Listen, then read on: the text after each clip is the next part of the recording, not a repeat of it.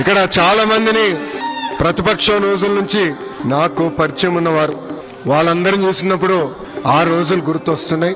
వాళ్ళందరికీ ఒకటే చెప్పదలుచుకున్నాను, మిమ్మల్ని నా గుండెల్లో పెట్టుకుని కాపాడే బాధ్యత మీ లోకేష్ తీసుకుంటాడు.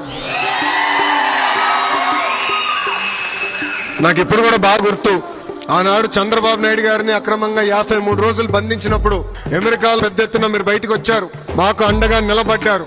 అంతెందుకు డాలస్ లో ఏకంగా 3 ప్రోగ్రాంలు మీరు నిర్వహించారు. మీకు కేవలం ఒక ప్రోగ్రాం అయి ఉండొచ్చు, కానీ మా కుటుంబానికి మీరు కొండంత బలం ఇచ్చారు. నాకు ఇప్పుడు కూడా బాగా గుర్తు, ఆనాడు బ్రహ్మని అడిగింది, రాజకీయాలు మనకు అవసరమా, గౌరవంగా బతికే కుటుంబం మీరు చూడండి, పెద్దయిన జైల్లో ఉన్నారు, ఈజ్ ఇట్ వర్త్ ఇట్ అని అడిగింది. కానీ మీరు మాకు అండగా నిలబడ్డారే. అదే విధంగా హైదరాబాద్ లో ఆ స్టేడియంలో సుమారుగా 45,000 మంది వచ్చి గ్రాటిట్యూడ్ కాన్సర్ట్ నిర్వహించారే, అది మాకు కొండంత ధైర్యం ఇచ్చింది. ఈ రోజు నేను ఈ వేదిక మీద నుంచున్నానంటే మీరు నాకు అండగా నిలబడారు కనుకనే నేను ఇక్కడ నుంచోగెళ్ళాను.